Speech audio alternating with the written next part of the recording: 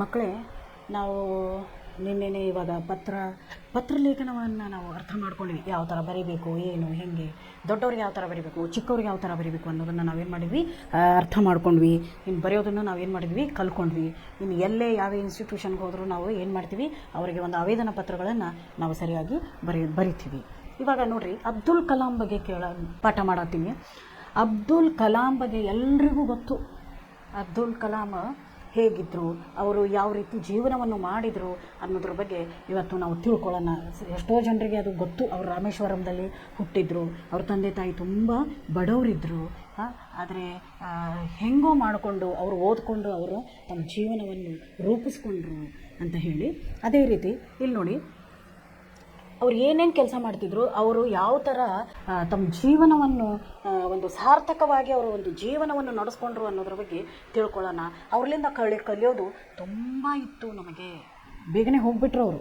ಆದರೆ ನೋಡಿರಿ, ಅವರ ಆದರ್ಶಗಳು ಇನ್ನೂವರೆಗೂ ನಮ್ಮಲ್ಲಿವೆ. ಆ ಆದರ್ಶಗಳನ್ನು ನಾವು ನಡೆಸ್ಕೊಂಡು ಹೋಗಬೇಕು, ಕಲಿಬೇಕು. ಮೇರಾ ಜನ್ಮ ಮದ್ರಾಸ್ ರಾಜ್ಯ ರಾಮೇಶ್ವರಂ ಕಸಬೆ ಮೇ ಏಕ ಮಧ್ಯವರ್ಗೀಯ ಪರಿವಾರ ಮೇ ಹುವಾ ಥಾ. ಅವ್ರು ಹೇಳ್ತಾರೆ, ನನ್ನ ಜನ್ಮ ಮದ್ರಾಸ್ ಅಂದರೆ ಈಗ ಚೆನ್ನೈ ಅಂತ ನಾವು ಅದನ್ನು ಕರಿತೀವಿ. ಅಲ್ಲಿರುವಂತಹ ರಾಮೇಶ್ವರಂ ಒಂದು ಚಿಕ್ಕ ಮಿಡಲ್ ಕ್ಲಾಸ್ ಮಧ್ಯಮ ವರ್ಗ ನಮ್ಮದು. ಹೆಚ್ಚಿಗೆ ನಾವು ಶ್ರೀಮಂತರು ಅಲ್ಲ, ಈ ಕಡೆ ನಾವು ಬಡವರು ಅಲ್ಲ, ಒಂದು ಮಧ್ಯಮ ವರ್ಗದಲ್ಲಿ ನಂದೇನಾಯಿತು, ನಾನು ಅಂಥ ಒಂದು ಫ್ಯಾಮಿಲಿಯಲ್ಲಿ ನಂದು ಜನ್ಮ ಆಯಿತು. ಮೇರೆ ಪಿತಾ ಜೈನುಲಾಬ್ದೀನ್ कि कोई बहुत अच्छी औपचारिक शिक्षा नहीं हुई थी और न ही वे कोई बहुत धनी व्यक्ति थे. इसके बावजूद वे बुद्धिमान थे और उनमें उदारता की सच्ची भावना थी. ನನ್ನ ತಂದೆ ಹೆಸರೇನು ಇಲ್ಲಿ ನೋಡಿ, ಕಲಾಂ, ಅಬ್ದುಲ್ ಕಲಾಂ.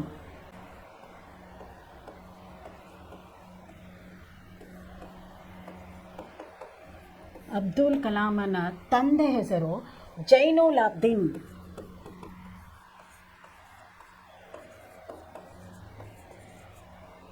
ಅವರ ತಂದೆ ಹೆಸರು ಜೈನುಲಾಬ್ದೀನ್.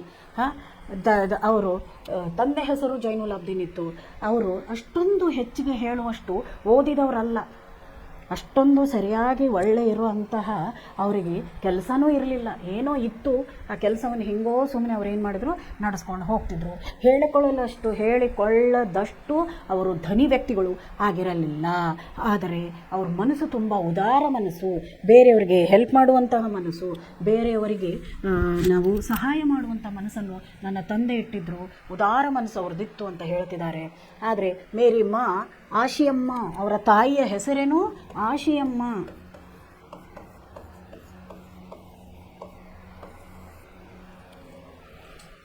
ಅವರ ತಾಯಿ ಆಶಿಯಮ್ಮ. ಆದರೆ ಆದರ್ಶ ಜೀವನ ಸಂಗಿನಿ ಥಿ, ಆದರ್ಶವಾಗಿದ್ದರು. ನನ್ನ ತಾಯಿ ತುಂಬ ಆದರ್ಶ ವ್ಯಕ್ತಿತ್ವವನ್ನು ಉಳ್ಳವರಾಗಿದ್ದರು. ತಂದೆ ಉದಾರಾಗಿದ್ದರು. ಮನಸ್ಸು ದೊಡ್ಡ ಮನಸ್ಸು, ಹೇಳಿಕೊಳ್ಳಲಾರದಷ್ಟು ದೊಡ್ಡ ಮನಸ್ಸು. ಆದರೆ ತಾಯಿಯು ಕೂಡ ತಂದೆಗೆ ಸರಿಸಮಾನವಾಗಿದ್ದರು. ತಂದೆ ತಾಯಿ ಇಲ್ಲಿ ಏನಾಗಿದ್ದರು, ಇಬ್ಬರು ತುಂಬ ಒಳ್ಳೆಯವರಾಗಿದ್ದರು ಅಂತ ಅವರು ಹೇಳ್ತಿದ್ದಾರೆ. ಈಗ ಆದರ್ಶ ದಂಪತಿಗೆ ರೂಪ ಮೇ ದೇಖಾ ಜಾತಾ ಹೇ. ಅವ್ರನ್ನ ಆದರ್ಶ ದಂಪತಿಗಳು ಅಂತ ಹೇಳಿ ಆಗಿನ ಜನ ಅವ್ರನ್ನ ಏನು ಮಾಡ್ತಿದ್ರು, ನೋಡ್ತಿದ್ದರು. ಅಂದರೆ ಅಷ್ಟೊಂದು ಅವರು ಹೇಳಿಕೊಳ್ಳಲಾರದಷ್ಟು ಶ್ರೀಮಂತರು ಅಲ್ಲ, ಈ ಕಡೆ ಬಡವರು ಅಲ್ಲ, ಮಧ್ಯಮ ವರ್ಗದವರು ಕೂಡ ಆದರೂ ಸ್ವಲ್ಪ ಏನು ಅವ್ರು ದುಡಿತಿದ್ರು, ಆ ದುಡಿತನದಲ್ಲೇ ಅವ್ರು ಮನೆ ನಡೆಸ್ತಿದ್ರು. ಅಷ್ಟರಲ್ಲೇ ಅವರು ಏನು ಮಾಡೋಕ್ಕೆ ಶುರು ಮಾಡಿದರು, ಮನೆಯನ್ನು ತುಂಬ ಚೆನ್ನಾಗಿ ನಡೆಸ್ತಿದ್ರು. ಜನ ಅವರನ್ನು ಏನಂತ ಕರೀತಿದ್ರು, ಆದರ್ಶ ದಂಪತಿಗಳು ಅಂತ ಅವರ ತಂದೆ ತಾಯಿನೂ ಕರೀತಿದ್ರು. मैं कई बच्चों में से एक था, लंबे चौड़ा व सुंदर माता पिता का, छोटी कद काटी का साधारण सा दिखने वाला बच्चा. ನನಗೆ ತಂದೆ ಥರಾನೇ ತುಂಬ, ನಾನು ಹೇಳ್ಕೊಳ್ಳಲಾರದಷ್ಟು ಉದ್ದನೂ ಅಲ್ಲ, ಅಷ್ಟು ಹೇಳ್ಕೊಳ್ಳಾರದಷ್ಟು ಗಿಡ್ಡನೂ ಅಲ್ಲ. ಆದರೂ ನಾನು ನಮ್ಮ ತಂದೆ ತಾಯಿನ ಹೋಲುವಂತಹ ಒಂದು ಒಳ್ಳೆ ಪರ್ಸ್ನಾಲಿಟಿ ನನಗೆ ಬಂದಿತ್ತು. ಹಮ್ ಲೋಗ್ ಅಪನೆ ಪೌಷ್ತಾನಿ ಘರ್ ಮೇ ರೇತೆ ಥೇ. ಪೌಷ್ತಾನಿ ಅಂದರೆ ಪೂರ್ವಜರು ಇರುವಂತಹ ಮನೆಗಳು. ಪೌಷ್ತಾನಿ ನೋಡ್ರಿ ಹೆಂಗಿರುತ್ತೆ ನಮ್ಮ ಪೌಷ್ತಾನಿ ಅಂತಂದ್ರೆ ಏನು, ಪೂರ್ವಜರು.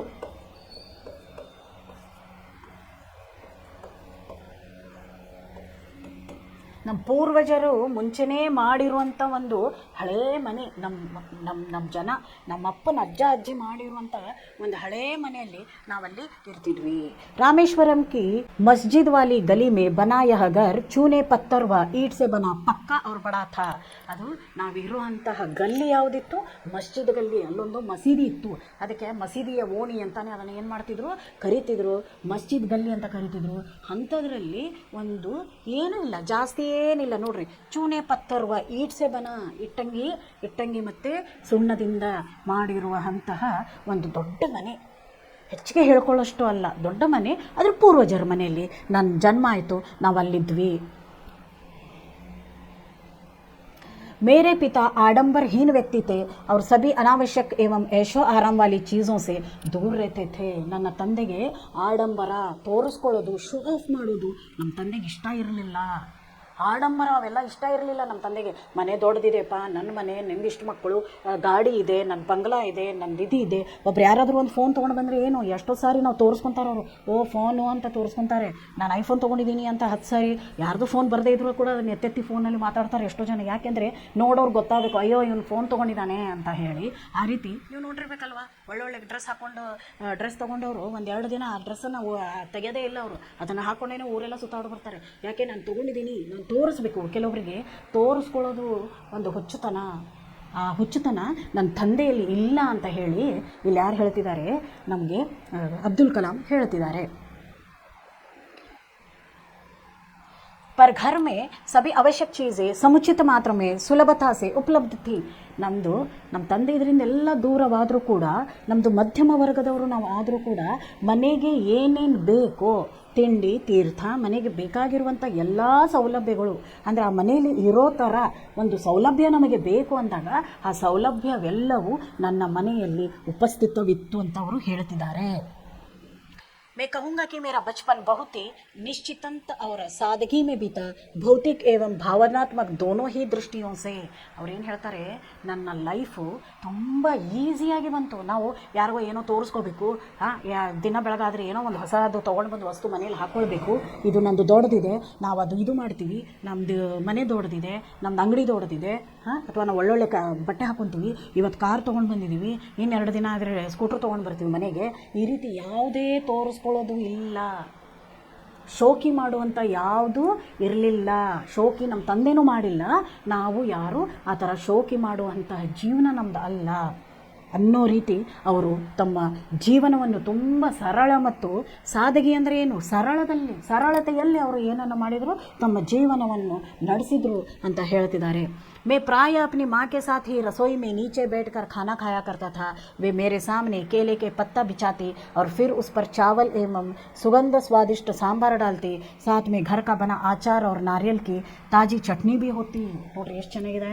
ಅವ್ರು ಏನು ಹೇಳ್ತಾರೆ ಅಂದರೆ, ನಾನು ಪ್ರಾಯ ಅಂತಂತಂದರೆ ನಾನು ಅವಾಗವಾಗ ನಮ್ಮ ತಾಯಿ ಜೊತೆ ಬಾಳೆಲೆಯಲ್ಲಿ ನಮ್ಮಮ್ಮ ಅನ್ನ, ಆಮೇಲೆ ಸುಗಂಧಿತವಾಗಿರುವಂತಹ ಸಾಂಬಾರು, ಅದರ ಜೊತೆಗೆ ಉಪ್ಪಿನಕಾಯಿ, ಜೊತೆಗೆ ತೆಂಗಿನಕಾಯಿಯ ಚಟ್ನಿಯನ್ನು ನಮಗೆ ಅದಕ್ಕೆ ಬಡಿಸ್ತಿದ್ಲು.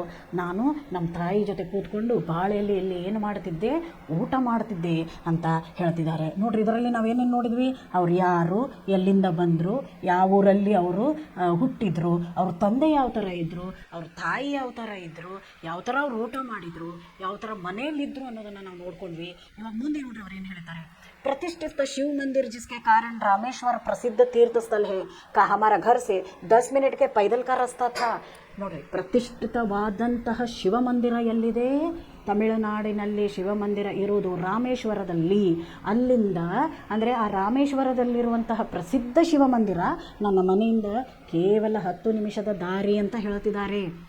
जिस इलाके में हम रहते थे वहाँ मुस्लिम बहुल था, लेकिन वहाँ कुछ हिंदू परिवार भी थे जो अपने मुसलमान पड़ोसियों के साथ मिलजुल कर रहते थे.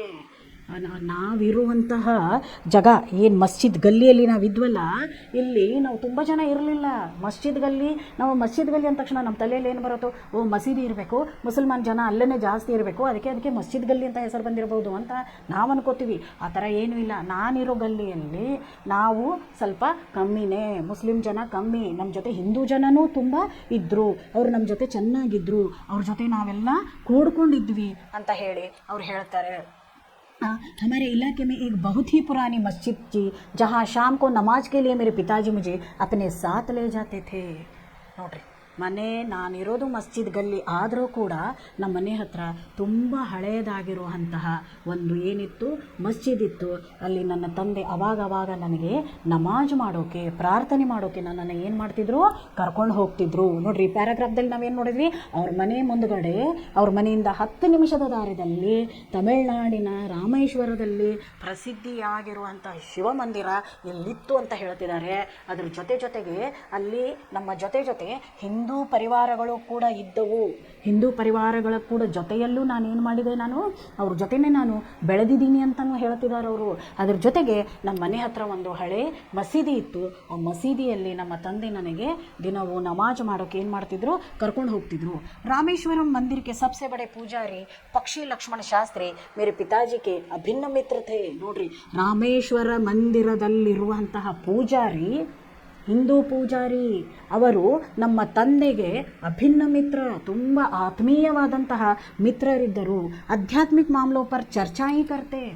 ಆಧ್ಯಾತ್ಮಿಕದಲ್ಲಿ ಸ್ಪಿರಿಚುವಲ್ ಅಂತ ಹೇಳ್ತೀವಿ. ಅಧ್ಯಾತ್ಮ ಅಂದರೆ ದೇವರ ಬಗ್ಗೆ ನಾವು ಕೂತ್ಕೊಂಡು ಮೆಡಿಟೇಷನ್ ಮಾಡ್ತೀವಿ, ಧ್ಯಾನ ಮಾಡ್ತೀವಿ. ನಾವು ಪೂಜೆ ಪುರಸ್ಕಾರಗಳ ಬಗ್ಗೆ ಆಗಲಿ, ಆಧ್ಯಾತ್ಮಿಕ ಚರ್ಚಾ ಅಂತಂತಂದರೆ ಅಧ್ಯಾತ್ಮದ ಬಗ್ಗೆ, ದೇವರ ಬಗ್ಗೆ ಚರ್ಚೆಗಳು, ದೇವರ ಗ್ರಂಥಗಳ ಬಗ್ಗೆ ಚರ್ಚೆಗಳು. ನಾವು ಕೂತ್ಕೊಂಡು ನಾವು ಧ್ಯಾನವನ್ನು ಏನು ಮಾಡ್ತೀವಿ, ದೇವರಿಗೆ ಧ್ಯಾನ ಯಾವ ಥರ ಮಾಡ್ತೀವಿ, ಪೂಜೆ ಪುರಸ್ಕಾರ ಯಾವ ಥರ ಮಾಡ್ತೀವಿ, ನಾವು ಪ್ರೇಯರ್ ಏನು ಮಾಡ್ತೀವಿ, ಅವುಗಳ ಬಗ್ಗೆ ಅವ್ರು ಏನು ಮಾಡ್ತಿದ್ರು, ಅಲ್ಲಿ ಕೂತ್ಕೊಂಡು ಅವರು ಚರ್ಚೆಗಳೇನೋ ಮಾಡ್ತಿದ್ರು. ಆದರೆ ಯಾರು ಅಲ್ಲಿ ಹಿಂದೂ ಮುಸ್ಲಿಂ ಅಂತ ತಂಟೆ ಆಗಿರಲಿಲ್ಲ. ಇವಾಗ ಎಲ್ಲ ಕಡೆಯೂ ಶುರುವಾಗಿದೆ, ನಾವು ಹಿಂದೂಗಳು, ನಾವು ಮುಸ್ಲಿಮ್ಗಳು ಅಂತ ನಾವು ಜಗಳ ಮಾಡ್ತೀವಿ. ಅದೇ ನಾನು ಹೋದ ಸಾರಿ ನಿಮಗೆ ಅಭಿನವ ಮಾನವದಲ್ಲಿ ಹೇಳಿದೆ, ನಾವೆಲ್ಲ ಒಂದೇ ಅನ್ನಬೇಕು.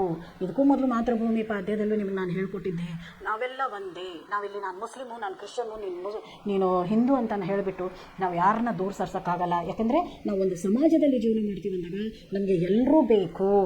ಒಬ್ಬರಿಗೆ ಒಬ್ಬರು ನಾವು ಏನು ಮಾಡಬೇಕು, ಒಬ್ರಿಗೊಬ್ಬರು ನಾವು ಹೆಲ್ಪ್ ಮಾಡಿಕೊಂಡು ಇಲ್ಲಿ ಜೀವನವನ್ನು ಸಾಗಿಸ್ಬೇಕಾಗುತ್ತೆ. ನಾವು ಕಾಡಿನಲ್ಲಿ ಆದರೆ ಒಂಟಿ ಮನುಷ್ಯ ಹೆಂಗೋ ಜೀವನ ಮಾಡ್ತಾನೆ. ಆದರೆ ನಾವು ಸಮಾಜದಲ್ಲಿದ್ದೀವಿ, ಊರಲ್ಲಿದ್ದೀವಿ, ನಾವೇನು ಮಾಡಿದ್ದೀವಿ, ದೇಶದಲ್ಲಿದ್ದೀವಿ ಅಂತಂದಾಗ ಎಲ್ಲರೂ ಇರ್ತಾರೆ. 5 ಬೆರಳು ಸಮಾನ ಇರೋದಿಲ್ಲ. ಆದರೂ ಕೂಡ ನಾವು ಎಲ್ಲರನ್ನೂ ಜೊತೆಯಾಗಿ ನಮ್ಮ ಜೊತೆ ತಗೊಂಡು ಹೋಗಬೇಕು. ತಿಳಿತಾ? ಆಮೇಲೆ ಇನ್ನೇನು ಹೇಳ್ತಾರೆ ನೋಡಿ ಅವರು, जब मैं प्रश्न पूछने लायक बड़ा हुआ तो मैंने पिताजी से नमाज की प्रासंगिकता के बारे में पूछने, वे कहते थे जब तुम नमाज पढ़ते हो तो तुम अपने शरीर से इतना ब्रह्मांड के एक हिस्सा बन जाते हो जिसमें दौलत, आयु, जाति, धर्म, पंथ कोई भेदभाव नहीं होता. ನೋಡ್ರಿ, ಎಷ್ಟು ದೊಡ್ಡ ಮಾತನ್ನು ಮಾತಾಡಿದ್ರು ಅವ್ರ ತಂದೆ. ಅದಕ್ಕೆ ಯಾಕಪ್ಪ ನಮಾಜ್ ಮಾಡಬೇಕು ಅಂತ ಹೇಳಿದಾಗ ನಾವೇನು ಮಾಡ್ತೀವಿ ಅಂತಂದರೆ, ನಮಾಜ್ ಮಾಡಬೇಕಾದ್ರೆ ಅಥವಾ ದೇವರಿಗೆ ಧ್ಯಾನ ಮಾಡಬೇಕಾದ್ರೆ, ನಾವು ಪ್ರೇಯರ್ ಮಾಡಬೇಕಾದ್ರೆ ನಾವು ನಮ್ಮಲ್ಲಿರುವುದಿಲ್ಲ. ನಾವು ಇಡೀ ಬ್ರಹ್ಮಾಂಡವನ್ನೇ ನಮ್ಮಲ್ಲಿ ತೊಗೊಂಡಿರ್ತೀವಿ. ನಾವು ಎಲ್ಲಿದ್ದೀವೋ, ನಾವು ಏನು ಧ್ಯಾನ ಮಾಡ್ತಿದ್ದೀವೋ, ನಾವು ಅದರಲ್ಲಿ ಪ್ರಾರ್ಥನೆಯಲ್ಲಿ ಇಷ್ಟೊಂದು ಮುಳುಗಿ ಬಿಡ್ತೀವಿ. ಅಂದರೆ ನಾವು ಯಾರು, ನಾವು ಯಾವ ಜಾತಿ, ನಮ್ದು ಯಾವುದು ಮತ ಪಂಥ, ನಾವು ಎಲ್ಲಿದ್ದೀವಿ, ಇದು ಯಾವುದು ನಮಗೇನು ಬರುವುದಿಲ್ಲ, ಸಂಬಂಧನೇ ಇಲ್ಲ. ನಮ್ಮ ಆತ್ಮ ಯಾರ ಜೊತೆ ಮಾತಾಡುತ್ತಿರುತ್ತೆ, ಅವಾಗ ದೇವರ ಜೊತೆ ಮಾತಾಡುತ್ತೆ. ನಮ್ಮನ್ನೇ ನಾವು ಮರೆತು ಬಿಡ್ತೀವಿ. ಯಾವಾಗ ನಾವು ದೇವರಲ್ಲಿ ಪೂರ್ತಿಯಾಗಿ ಮುಳುಗಿದಾಗ, ದೇವರ ಭಕ್ತಿಯಲ್ಲಿ, ದೇವರ ಧ್ಯಾನದಲ್ಲಿ ನಾವು ಪೂರ್ತಿ ಮುಳುಗಿದಾಗ ನಾವು ನಮ್ಮನ್ನೇ ನಾವು ಮರೆತು ಬಿಡ್ತೀವಿ. ಯಾವುದೇ ಸಾಧು ಸಂತರ ಹತ್ರ ಹೋಗಿ ಅವರು ಬರೀ ದೇವ್ರ ಬಗ್ಗೆನೇ ಹೇಳ್ತಾರೆ ನಿಮಗೆ, ಬೇರೆ ಯಾವ ವಿಷಯ ಬಗ್ಗೆನೂ ಅವ್ರು ನಿಮ್ಮ ಜೊತೆ ಮಾತನಾಡುವುದಿಲ್ಲ. ಯಾಕಂದರೆ ಸಾಂಸಾರಿಕ ಬಂಧನದ ಬಗ್ಗೆ ಅವ್ರಿಗೆ ಬೇಡಾಗಿರುವಂಥ ಮಾತು. ಅವರು ಬರೀ ದೇವರ ಸಾಮೀಪ್ಯ, ದೇವರ ಜೊತೆ ಮಾತಾಡುವಂಥದ್ದು ಅಥವಾ ದೇವರಲ್ಲಿ ಭಕ್ತಿಯಲ್ಲಿ ಮುಳುಗಿ ಹೋಗಿರುವಂಥ ಮಾತುಗಳನ್ನು ಮಾತ್ರ ಅವ್ರು ಮಾತಾಡ್ತಾರೆ. ಅದಕ್ಕೆ ಅವ್ರು ಹೇಳ್ತಿರೋದು, ನೀನು ನಮಾಜ್ ಮಾಡುವುದನ್ನು ನೀನು ಕಲಿತಾಗ, ಅಥವಾ ನಮಾಜ್ ಅಂತಾನೇ ಅವ್ರ ತಂದೆಗೆ ಹೇಳಲ್ಲ, ಪ್ರಾರ್ಥನೆಯೂ ಬರುತ್ತೆ. ದೇವರ ಭಕ್ತಿಯಲ್ಲಿ ಮುಳುಗಿದ ಮನುಷ್ಯನಿಗೆ ಪ್ರಪಂಚ, ಸಂಸಾರ, ಹೆಂಡತಿ, ಮಕ್ಕಳು ಯಾರೂ ಸಂಬಂಧವಿಲ್ಲ.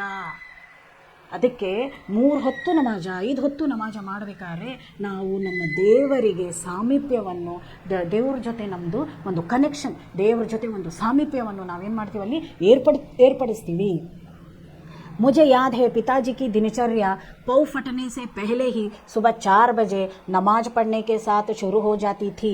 पौ फटने से पहले ಅಂತಂದರೆ ಪೌ ಅಂತಂದರೆ ಸೂರ್ಯ ಹುಟ್ಟೋ ಮುಂಚೆನೇ ಇದಕ್ಕೇನಂತೀವಿ ನಾವು ಪೌಫಟನೆ ಅಂತ ಹೇಳ್ತೀವಿ. ಅವಾಗ 4 ಗಂಟೆಗೇ ಎದ್ದು, ನಂಗೆ ನೆನಪಿದೆ ನಮ್ಮ ತಂದೆ ಬೆಳಿಗ್ಗೆ ಸೂರ್ಯೋದಯಕ್ಕಿಂತ ಮುಂಚೆನೇ 4 ಗಂಟೆಗೆ ಎದ್ದು ಏನು ಮಾಡ್ತಿದ್ರು ಅವರು? ಪ್ರೇಯರ್ಗಳನ್ನ ಮಾಡ್ತಿದ್ರು. ನಮಾಜ್ಗೆ ಬಾದ್ವೆ ಹಮಾರೆ ನಾರಿಯಲ್ ಕೆ ಬಾಗ್ ಜಾಯ ಕರ್ತಿಥೆ. ನಮ್ಮದೇನಿತ್ತು? ತೆಂಗಿನ ತೋಟ ಇತ್ತು. 4 ಗಂಟೆಗೆ ಎದ್ದು ಅವರು ನಮಾಜ್ ಮಾಡಿ ಎಲ್ಲಿಗೆ ಹೋಗ್ತಿದ್ರು? ನಮ್ಮ ತೆಂಗಿನ ತೋಟಕ್ಕೆ ಅವರು ಹೋಗ್ತಿದ್ರು. ಬಾಗ್ ಘರ್ ಸೆ ಕರೀಬ್ 4 ಮೀಲ್ ದೂರ ಕಿ ಥಿ. 4 ಮೈಲುಗಳಷ್ಟು ಮನೆಯಿಂದ ಆ ತೋಟ ಏನಿತ್ತು ದೂರದಲ್ಲಿತ್ತು. ಕರೀಬ್ ದರ್ಜನ್ ಭರ್ ನಾರಿಯಲ್ ಕಂದೆ ಪರ್ ಲಿಯೇ ಪಿತಾಜಿ ಘರ್ ಲೌಡ್ತೆ और उसके बाद ही वे ನಾಶ್ತಾ ಹೋತಾ. ಅವರು ತಮ್ಮ ಹೆಗಲಲ್ಲಿ ಡಜನ್ ಗಟ್ಟಲೆ ಏನು ಮಾಡ್ತಿದ್ರು?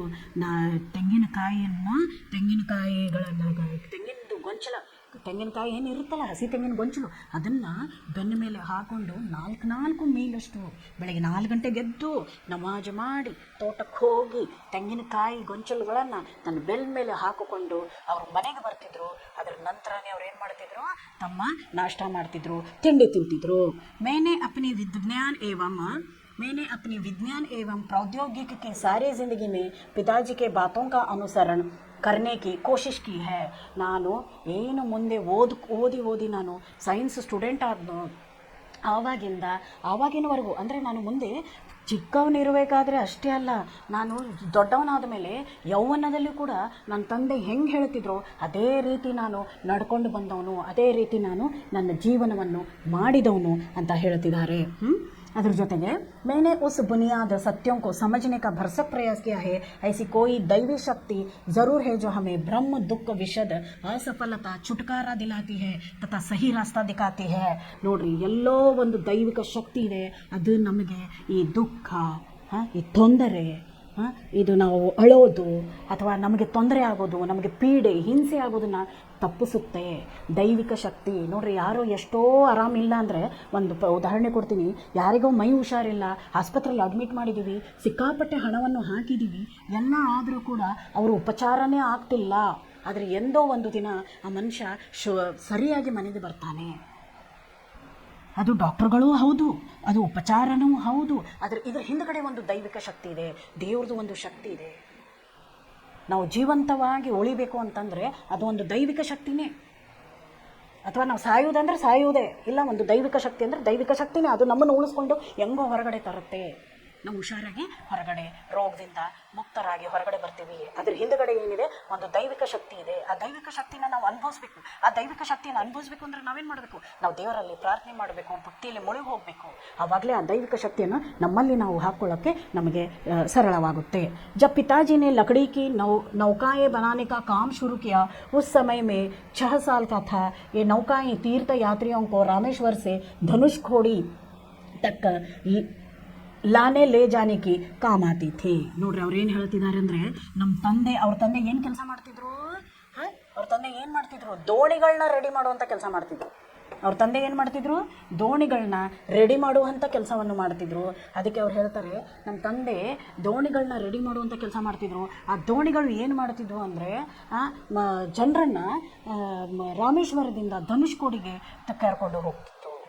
ರಾಮೇಶ್ವರದಿಂದ ಧನುಷ್ಕೋಡಿಗೆ ಕರ್ಕೊಂಡು ಹೋಗುವಂಥ ಕೆಲಸವನ್ನು ನೌಕೆಗಳು ಮಾಡ್ತಿದ್ವು. ಆ ನೌಕೆ ಮಾಡುವಂಥ ಕೆಲಸವನ್ನು ನಮ್ಮಪ್ಪ, ನೌಕೆಯನ್ನು ತಯಾರು ಮಾಡುವಂಥ ಕೆಲಸ ನಮ್ಮಪ್ಪ ಮಾಡ್ತಿದ್ದ. ಸ್ಥಾನೀಯ ठेकेदार अहमद जलालुद्दीन के साथ पिताजी समुद्र तट के पास नौकाएं बनाने लगे. ಅವ್ರ ತಂದೆ ಫ್ರೆಂಡ್ ಯಾರಿಲ್ಲಿ? ತಂದೆ ಫ್ರೆಂಡು ಜಲಾಲುದ್ದೀನ್.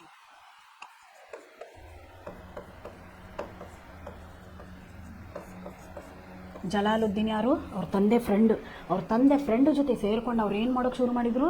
ಚಿಕ್ಕ ದೋಣಿಗಳನ್ನ ಮಾಡೋಕ್ಕೆ ಶುರು ಮಾಡಿದರು.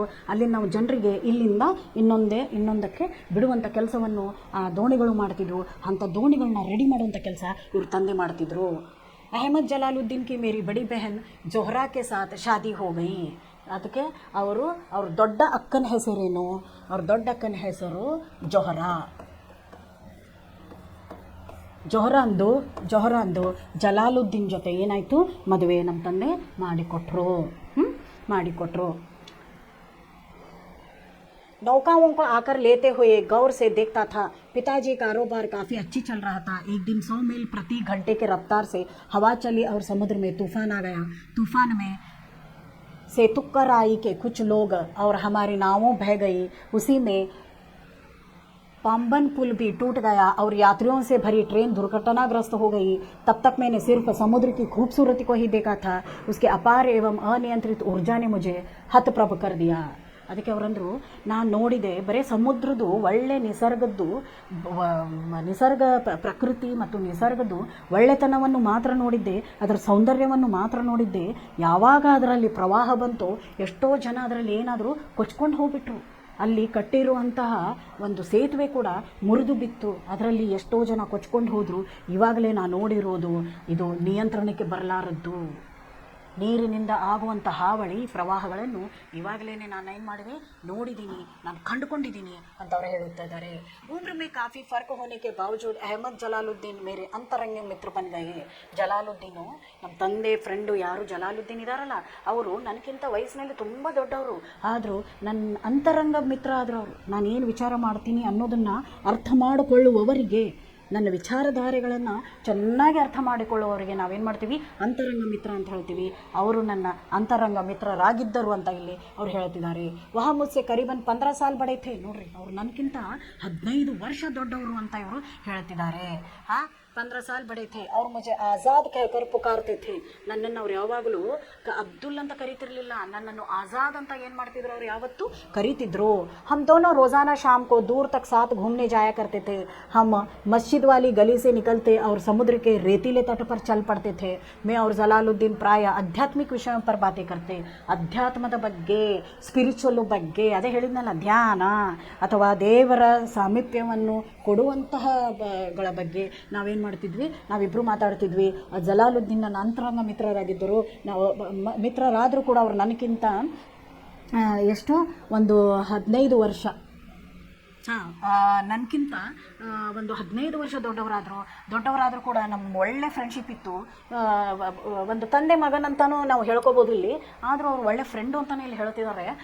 ಆ ಥರ ಇದ್ದರೂ ಕೂಡ ನಾವು ಚೆನ್ನಾಗಿ ಮಾತಾಡ್ತಿದ್ವಿ. ಅಧ್ಯಾತ್ಮದ ಬಗ್ಗೆ ನಮ್ಮ ನಡುವೆ ಏನಾಗ್ತಿತ್ತು, ಮಾತುಕತೆ ಆಗ್ತಿತ್ತು, ಡಿಸ್ಕಷನ್ ಆಗ್ತಿತ್ತು, ಇಷ್ಟೆಲ್ಲವೂ ನಡೀತಿತ್ತು ನಮ್ಮ ನಡುವೆ. ನಾವು ಮನೆಯಿಂದ ಮಸ್ಜಿದ್ ಮಸ್ಜಿದ್ ಗಲ್ಲಿಯಿಂದ ಹಿಡ್ಕೊಂಡು ನಾವೇನು ಮಾಡ್ತಿದ್ವಿ, ಸಮುದ್ರದವರೆಗೂ ಆರಾಮಾಗಿ ನಡ್ಕೊಂಡು ನಾವೇನು ಮಾಡ್ತಿದ್ವಿ, ಒಬ್ರಿಗೊಬ್ರು ಮಾತಾಡ್ಕೊಂಡು ಹೋಗ್ತಿದ್ವಿ ಅಂತ ಅವರು ಹೇಳ್ತಿದ್ದಾರೆ. प्रसंगवश मुझे यह भी उल्लेख कर देना चाहिए कि पूरे इलाके में सिर्फ जलालुद्दीन ही थे जो अंग्रेजी में लिख सकते थे. मेरे परिचितों में जलालुद्दीन के बराबर शिक्षा का स्तर किसी का भी नहीं था.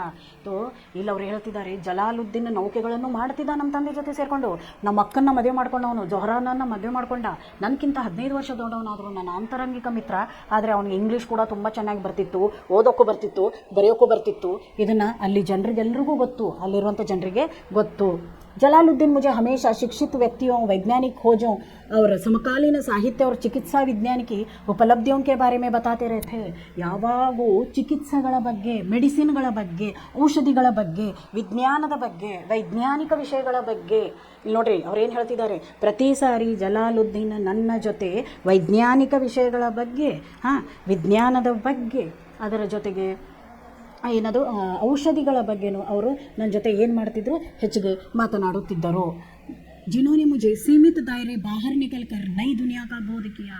ನಾನು ಯಾವುದೋ ಒಂದು ಜಗತ್ತಲ್ಲಿದ್ದೆ, ನನ್ನನ್ನು ಅಲ್ಲಿಂದ ಬಿಟ್ಟು ನನ್ನದೇ ಆದಂಥ ಒಂದು ಚೌಕಟ್ಟಲ್ಲಿ ನಾನಿದ್ದೆ. ನನ್ನನ್ನು ಅಲ್ಲಿಂದ ಹೊರಗೆ ತಂದು ಜಗತ್ತಿಗೆ ಪರಿಚಯ ಮಾಡಿದವರು ಕೂಡ ಇಲ್ಲಿ ಜಲಾಲುದ್ದೀನ್ ಅಂತ ಹೇಳ್ತಿದ್ದಾರೆ. ನೋಡ್ರಿ, ಎಷ್ಟು ಪ್ರಭಾವಶಾಲಿ ವ್ಯಕ್ತಿ ಅಲ್ವಾ. ನೋಡೋಕ್ಕೆ ತುಂಬ ಸಿಂಪಲ್ ಅನ್ನಿಸ್ತಾನವನು, ಅವ್ರ ಅಕ್ಕನ ಗಂಡ, ಆದರೆ ಅವನು ತುಂಬ ಪ್ರಭಾವಶಾಲಿ ಮನುಷ್ಯನಾಗಿ ಅವರನ್ನು ಜಗತ್ತಿಗೆ ಪರಿಚಯಿಸಿದವರೇ ಜಲಾಲುದ್ದೀನ್ ಅಂತ ಹೇಳ್ತಿದ್ದಾರೆ.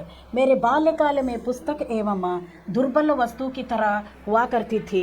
हमारे यहाँ स्थानीय स्तर पर एक पूर्व क्रांतिकारी कहिए उग्र राष्ट्रवादी STR मनिकम का निजी पुस्तकालय था. उन्होंने मुझे हमेशा पढ़ने के लिए उत्साहित किया. मैं अक्सर उनके घर से पढ़ने के लिए किताबें ಲೇ ಆಯಾ ಕರ್ತಾ ಥಾ. ಅವ್ರೇನು ಹೇಳ್ತಾರೆ, ಅಲ್ಲೊಂದು ಪುಸ್ತಕಾಲಯ ಇತ್ತು, ಅವರು ನನ್ನನ್ನು ಕರ್ಕೊಂಡು ಹೋಗಿ ಪುಸ್ತಕಾಲಯವನ್ನು ತೋರಿಸಿದ್ರು, ಪುಸ್ತಕಗಳ ಬಗ್ಗೆ ಜಾಸ್ತಿ ನನಗೇನು ಕೊಟ್ಟರು, ನಾಲೆಜ್ ಕೊಟ್ಟರು, ಅದ್ರ ಬಗ್ಗೆ ಮಾಹಿತಿ ಕೊಟ್ಟರು, ಪುಸ್ತಕಗಳನ್ನು ಓದು ಅಂತ ಹೇಳಿ ನನಗೆ ಕೊಟ್ಟಿದ್ದವರು ಯಾರಿಲ್ಲಿ, ಜಲಾಲುದ್ದೀನ್ ಅಂತ ಹೇಳ್ತಿದ್ದಾರೆ.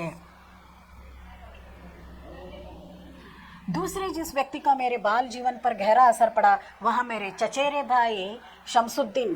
ಅದಕ್ಕೆ ಅವ್ರು ಏನು ಹೇಳ್ತಾರೆ, ಜಲಾಲುದ್ದೀನೇ ನನಗೆ ಜಗತ್ತೇನು ಅಂತ ತೋರಿಸ್ಕೊಟ್ರು. ಆದರೆ ಎರಡನೇ ಇನ್ನೊಬ್ಬ ಮನುಷ್ಯ ಇದ್ದಾನೆ, ಅವನಿದ್ದಾನೆ ನಮ್ಮ ಚಿಕ್ಕಪ್ಪನ ಮಗ, ಅವನ ಹೆಸರೇ ಶಂಸುದ್ದೀನ್ ಅಂತ ಹೇಳ್ತಿದ್ದಾರೆ. ಅವನ ಹೆಸರೇನು,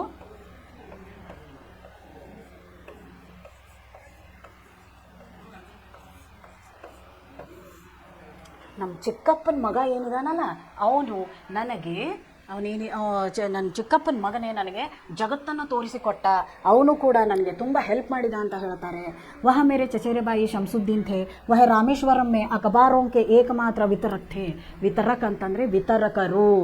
ಇಡೀ ರಾಮೇಶ್ವರದಲ್ಲಿ ನ್ಯೂಸ್ ಪೇಪರ್ ಸಪ್ಲೈ ಮಾಡೋರು ಇದ್ದರು. ಯಾರು, ಶಂಸುದ್ದೀನ್, ಅಬ್ದುಲ್ ಕಲಾಮನ ಚಿಕ್ಕಪ್ಪನ ಮಗ. अखबार रामेश्वर स्टेशन पर सुबह की ट्रेन से पहुंचते थे जो पाम्बन से आती थी. इस अखबार एजेंसी को अकेले शमसुद्दीन ही चलाते. रामेश्वरम में अखबारों की जुमल 1000 प्रतियां बिकती थी. ಅವರೇನಂದ್ರು, ಪಾಂಬನ್ ಅಂತ ಊರಿಂದ ಏನು ಬರ್ತಿತ್ತು, ಡೇಲಿ ಟ್ರೇನಲ್ಲಿ ಸಮಾಚಾರ ಪತ್ರಗಳು ಬರ್ತಿದ್ದು, ನಿತ್ಯಕಾಲಿಕ ಪತ್ರಿಕೆಗಳು ಬರ್ತಿದ್ವು. ಅದು ಬಂದಾಗ ಅದರ ಜೊತೆಯಲ್ಲಿ ಅವ್ರು ಏನು ಮಾಡ್ತಿದ್ರು, ಅದನ್ನು ಅವರು ಸಪ್ಲೈ ಮಾಡೋ ಕೆಲಸವನ್ನು ಅವನು ಮಾಡ್ತಿದ್ದ. ಅದನ್ನು ಸಪ್ಲೈ ಮಾಡ್ತಾನೆ ಅವನು. ಅದು ನನಗೂ ಅದು ಏನಾಗ್ತಿತ್ತು, ಬಂದು ನನ್ನ ಹತ್ರನೂ ತಲುಪ್ತಿದ್ದು. ಬಚ್ಪನ್ ಮೇ ಮೇರೆ 3 ಪಕ್ಕೆ ದೋಸ್ತ್ ಥೇ, ರಾಮಾನಂದ ಶಾಸ್ತ್ರಿ, ಅರವಿಂದನ್ ಅವ್ರ ಶಿವಪ್ರಕಾಶ್. ಅವರಿಗೆ 3 ಜನ ಒಳ್ಳೆ ಫ್ರೆಂಡ್ಸ್ ಆಗಿದ್ದರು. ಅವ್ರು ಯಾರು ಅಂದರೆ ರಾಮಾನಂದ ಶಾಸ್ತ್ರಿ, ಅರವಿಂದನ್ ಮತ್ತು ಶಿವಪ್ರಕಾಶ್. ತೀನೋ ಈ ಬ್ರಾಹ್ಮಣ ಪರಿವಾರ ಸೋತೆ. ನೋಡ್ರಿ, ಇವರು ಮುಸ್ಲಿಮು, ಅವ್ರು ಇರೋದು ಯಾರು, ಬ್ರಾಹ್ಮಣ ಪರಿವಾರ, ಬ್ರಾಹ್ಮಣರು. ಆದರೂ ಒಳ್ಳೆ ಏನಾಗಿದ್ರು, ಅವರು ಫ್ರೆಂಡ್ಸ್ಗಳಾಗಿದ್ದರು. ರಾಮಾನಂದ ಶಾಸ್ತ್ರಿ ತೋ ರಾಮೇಶ್ವರ ಮಂದಿರಕ್ಕೆ ಸಬ್ಸೆ ಬಡೆ ಪೂಜಾರಿ ಪಕ್ಷಿ ಲಕ್ಷ್ಮಣ ಶಾಸ್ತ್ರಿಗೆ ಬೇಟಾ ಥಾ. ರಾಮೇಶ್ವರದ್ದು ಶಾಸ್ತ್ರಿಗಳ ಯಾರಿದ್ರು, ಆ ಶಾಸ್ತ್ರಿಗಳು ಅಬ್ದುಲ್ ಕಲಾಮನ ತಂದೆಯ ಫ್ರೆಂಡು. ಅವ್ರ ಮಗ ಬಂದುಬಿಟ್ಟು ಅವ್ರ ಮಗ ಬಂದ್ಬಿಟ್ಟು ಯಾರ ಫ್ರೆಂಡ್ ಆಗಿದ್ರು, ಅಬ್ದುಲ್ ಕಲಾಮನ ಫ್ರೆಂಡ್ ಆಗಿದ್ರು. अलग अलग धर्म पालन पोषण पढ़ाई लिखाई को लेकर हम में से किसी भी बच्चे ने कभी भी आपस में कोई भेदभाव महसूस नहीं किया. ನಾವು ಬೇರೆ ಬೇರೆ ಸ್ಕೂಲಲ್ಲಿ ಇದ್ಕೊಂಡು ನಾವು ಓದು ಬರಹ ಮಾಡಿದರೂ ಕೂಡ ನಾವು ಯಾರೂ ಒಬ್ರಿಗೊಬ್ರು ಇವತ್ತಿನವರೆಗೂ ಕಂಪೇರ್ ಮಾಡಿಲ್ಲ. ನಮ್ಮನ್ನು ನಾವು ಏನು ಮಾಡಿಲ್ಲ, ಒಬ್ರಿಗೊಬ್ರು ನಾವು ಕಂಪೇರ್ ಮಾಡ್ಕೊಂಡಿಲ್ಲ. ಇವನು ಹೆಚ್ಚಿಗೆ ಓದಿದ್ದಾನೆ, ಇವನು ಕಡಿಮೆ ಓದಿದ್ದಾನೆ, ಇವನು ಅಲ್ಲಿಂದ ಬರ್ತಾನೆ, ಇವನು ಇಲ್ಲಿಂದ ಬರ್ತಾನೆ, ಇವನು ಇಂಥ ಮನೆಯಲ್ಲಿದ್ದಾನೆ, ಇವನು ಇಂಥ ಬಟ್ಟೆ ಹಾಕೋತಾನೆ, ಇದು ಯಾವತ್ತೂ ಭೇದ ಭಾವ ನಮ್ಮಲ್ಲಿ ಇರಲಿಲ್ಲ ಅಂತ ಹೇಳ್ತಿದ್ದಾರೆ. ನೋಡಿ, ಅಬ್ದುಲ್ ಕಲಾಮಂದು ಯಾವ ರೀತಿ ಅವ್ರದ್ದು ಒಂದು ಬಾಲ್ಯ ಜೀವನ ಯಾವ ರೀತಿ ನಡೀತು, ಅವ್ರ ತಂದೆ ಯಾರಿದ್ರು, ಅದೇ ಇಲ್ಲಿ ನೋಡ್ಕೊಂಡ್ಬಿಡಿ, ಒಂದು ಸಾರಿ ಹೇಳ್ಬಿಡ್ತೀನಿ. ಅಬ್ದುಲ್ ಕಲಾಮನ್ ತಂದೆ ಹೆಸರು ಜೈನುಲ್ ಅಬ್ದೀನ್, ತಾಯಿ ಬಂದುಬಿಟ್ಟು ಆಶಿಯಮ್ಮ, ಅವ್ರ ಅಕ್ಕನ ಹೆಸರು ಜೊಹರಾ, ಅವ್ರಿಗೆ ಮದುವೆ ಮಾಡ್ಕೊಂಡಿರುವಂಥ ವ್ಯಕ್ತಿಯ ಹೆಸರು ಜಲಾಲುದ್ದೀನ್. ಜಲಾಲುದ್ದೀನೇ ಏನು ಮಾಡಿದರು, ಇವ್ರಿಗೆ ಜಗತ್ತನ್ನು ತೋರಿಸಿದ್ರು. ಜಲಾಲುದ್ದೀನ್ ಅವ್ರಿಗೆ ಜಗತ್ತು ಏನಿದೆ, ವೈಜ್ಞಾನಿಕವಾಗಿ ಯಾವ ಥರ ಇದೆ ಜಗತ್ತು, ಅದರ ನಂತರ ಔಷಧಿಗಳ ಬಗ್ಗೆ ಹೆಚ್ಚಿನ ಮಾಹಿತಿಯನ್ನು ಕೊಡ್ತಾ ಬಂದರು. ಅದ್ರ ಜೊತೆಗೆ ಅವ್ರಿಗೆ ದಿನಪತ್ರಿಕೆಗಳನ್ನು ಓದೋ ಥರ ಮಾಡಿ ಹೇಳಿಕೊಟ್ಟಿರೋದೇ ಯಾರು, ಶಂಸುದ್ದೀನ್. ಅವನು ಒಂದು ಒಳ್ಳೆ ಫ್ರೆಂಡ್ ಆಗಿದ್ದ. ಅದು ಬಿಟ್ಟು ಸ್ಕೂಲಲ್ಲಿ ಅವ್ರಿಗೆ 3 ಜನ ಫ್ರೆಂಡ್ಸ್ ಇದ್ದರು, ರಾಮಾನಂದ ಶಾಸ್ತ್ರಿ, ಅರವಿಂದನ್ ಮತ್ತು ಶಿವಪ್ರಕಾಶ್ ಅಂತ 3 ಜನ ಬ್ರಾಹ್ಮಣ ಕುಲದವರಾದರೂ ಅವರವ್ರ ನಡುವೆ ಯಾವತ್ತೂ ಬಟ್ಟೆಗಾಗಲಿ, ಮನೆತನಕ್ಕಾಗಲಿ, ಅಥವಾ ಕ್ಯಾರೆಕ್ಟರ್ ಬಗ್ಗೆ ಆಗಲಿ, ಜಾತಿ ಮತ ಭೇದ ಭಾವ, ಮೇಲು ಕೀಳು ಯಾವುದ್ರ ಬಗ್ಗೆನೂ ಯಾವುದೇ ಥರದಂತಹ ಭೇದ ಭಾವ ಬರದೇ ಇರೋ ಥರ ಅವ್ರದ್ದೇನಾಗಿತ್ತು, ಒಳ್ಳೆ ಗೆಳೆಯರಾಗಿ ಉಳ್ಕೊಂಡಿದ್ರು. ಇಷ್ಟೇ ಏನಕ್ಕೆ ಅಂತಂದರೆ, ಈ ಪಾಠವನ್ನು ಹೇಳೋದು ಅಂದರೆ, ಈ ಪಾಠವನ್ನು ಇವಾಗ ಮಾಡಿದ್ದೀವಲ್ಲ, ಅದರದ್ದು ಅವ್ರು ಏನು ಹೇಳ್ತಾರೆ ಅಂತಂದರೆ, ಯಾವ ಥರ ಹೇಳ್ತಾರೆ ಅಂದರೆ, ಯಾವತ್ತೂ ನಾವು ಸರಳವಾಗಿ ಜೀವನವನ್ನು ಮಾಡಬೇಕು. ನಮ್ಮ ವಿಚಾರಧಾರೆ ಯಾವತ್ತೂ ಮೇಲಾಗಿರಬೇಕು. ನಮ್ಮ ವಿಚಾರಧಾರೆ ಯಾವತ್ತೂ ಮೇಲಿಟ್ಕೊಂಡು ಜೀವನವನ್ನು ಮಾತ್ರ ನಾವು ಸರಳತೆಯಿಂದ ಮಾಡಿದಾಗ ಮಾತ್ರ ನಾವು ಬೇರೊಬ್ಬರಿಗೂ ಹೆಲ್ಪ್ ಆಗುತ್ತೆ. ಆಮೇಲೆ ನಮ್ಮ ಜೀವನವು ಸಾರ್ಥಕವಾಗುತ್ತೆ. ಬರೀ ನಾವು ಶೋಕಿಗಾಗಿ ನಮ್ಮ ಜೀವನವನ್ನು ಮಾಡಬಾರ್ದು. ನಾವು ಫ್ರೆಂಡ್ಸ್ಗಳನ್ನ ಆರಿಸ್ಕೊಂಡ್ರೂ ಕೂಡ ನಮಗೆ ಒಳ್ಳೆ ಹೆಲ್ಪ್ ಮಾಡುವಂಥ ಫ್ರೆಂಡ್ಸ್ಗಳಿರಬೇಕು. ಕೆಟ್ಟ ಚಟಗಳನ್ನು ಕಳಿಸುವಂಥ ಫ್ರೆಂಡ್ಸ್ಗಳು ಇರಬಾರ್ದು. ಅವರು ಕೆಟ್ಟ ದಾರಿನೇ ಹೇಳ್ಕೊಡ್ತಾರೆ. ಈ ರೀತಿ ಅವರಿಲ್ಲಿ ಹೇಳಿದ್ದಾರೆ. ಇದನ್ನು ಬರೆದಿರೋದು ಕೂಡ ನೋಡ್ರಿ ಅಬ್ದುಲ್ ಕಲಾಂ ಅವರೇ ಇದನ್ನು ಬರೆದಿದ್ದಾರೆ ನೋಡ್ರಿ. ಅವರು ಎಲ್ಲಿ ಹುಟ್ಟಿದ್ರು? ರಾಮೇಶ್ವರಂದಲ್ಲಿ ಹುಟ್ಟಿದ್ರು. ಅವ್ರು ಇನ್ನೇ ಅಬ್ದುಲ್ ಕಲಾಂ ಜಿ ಕಾ ಬಚ್ಪನ್ ಮೇ ಕಿಸ್ ಘರ್ ಮೇ रहते थे, ಯಾವ ಥರ ಮನೆಯಲ್ಲಿ ಅವರಿದ್ದರು, ಇಟ್ಟಂಗಿಯಿಂದ ಮಾಡಿರುವಂಥ ಒಂದು ದೊಡ್ಡ ಮಂಚದಲ್ಲಿ ಅವರಿದ್ದರು. ಅಬ್ದುಲ್ ಕಲಾಂ ಜಿಗೆ ಬಚ್ಪನ್ ಮೇ ದುರ್ಲಭ ವಸ್ತು ಕ್ಯಾ ಥಿ, ಯಾವುದು ದುರ್ಲಭ ವಸ್ತು ಇತ್ತು ಅನ್ನೋದು ಅಂದರೆ ಬುಕ್ಸ್ಗಳು ಸ್ವಲ್ಪ ಸಿಗ್ತಿರಲಿಲ್ಲ, ಇದೇ ದುರ್ಲಭ ಆಗಿತ್ತು. ಅಬ್ದುಲ್ ಕಲಾಂ ಜಿಗೆ ಚಚೇರೆ ಭಾಯಿ ಕೋನ್ ಥೆ, ಅವರ ಚಿಕ್ಕಪ್ಪನ ಮಗ ಯಾರು? ಇಲ್ಲಿದೆ ಶಂಸುದ್ದೀನ್. ಆಮೇಲೆ 2-3 ವಾಕ್ಯದಲ್ಲಿ ಬರೆಯಿರಿ ಕೊಟ್ಟಿದ್ದಾರೆ. ಇದು 4-5 ವಾಕ್ಯದಲ್ಲಿ ಅವ್ರ ಬಗ್ಗೆ ನೀವು ಬರೆಯಿರಿ ಅಂತ ಕೊಟ್ಟಿದ್ದಾರೆ. ಇನ್ನು ಮಹಾವರೆ, ಇಲ್ಲಿ ನೋಡ್ರಿ, ನಾನು ಆವಾಗಲೇ ನಿಮಗೆ ಹೇಳಿದೆ ಈ ವಿಷಯ. ಪೌಫಟನ, ಪ್ರಭಾತ ಹೋನ ಅಂದರೆ ಬೆಳಗ್ಗೆ ಮುಂಜಾನೆ, ಇನ್ನು ಸೂರ್ಯಾಸ್ತ ಆಗೋಕ್ಕಿಂತ ಮುಂಚಿನದಕ್ಕೆ ನಾವು ಪೌಫಟನ ಅಂತೀವಿ. ಕಾಮ್ ಆನ, ಕಾಮ್ಯ ಆನ, ಇಸ್ತೆಮಾಲ್ ಹೋನ. ಕಾಮ್ ಆನ ಅಂದರೆ ಕೆಲಸಕ್ಕೆ ಬರುವುದು, ಅದು ಯೂಸ್ ಆಗುವುದು, ಸಹಾಯವಾಗುವುದಕ್ಕೆ ನಾವು ಹೇಳ್ತೀವಿ. ಅನ್ಯ ವಚನ ರೂಪ ಕೊಟ್ಟಿದ್ದಾರೆ ನೋಡಿರಿ. ಬಚ್ಚ, ಬಚ್ಚಿ, ಗಲಿ ಗಲಿಯ, ಕೇಲ ಕೇಲೆ, ನೌಕಾ ನೌಕಾಯೆ, ಪ್ರತಿಯ ಪುಸ್ತಕೆ. ಇದನ್ನು ನಿಮಗೆ ಮಕ್ಕಳೇ ನಾನು ಇದರ ಗ್ರಾಮರ್ ಪಾರ್ಟನ್ನು ನಿಮಗೆ ನಾಳೆ ನಾನು ಹೇಳ್ಕೊಡ್ತೀನಿ.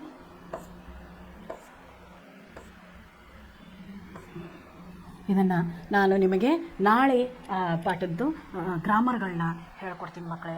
ಥ್ಯಾಂಕ್ಸ್.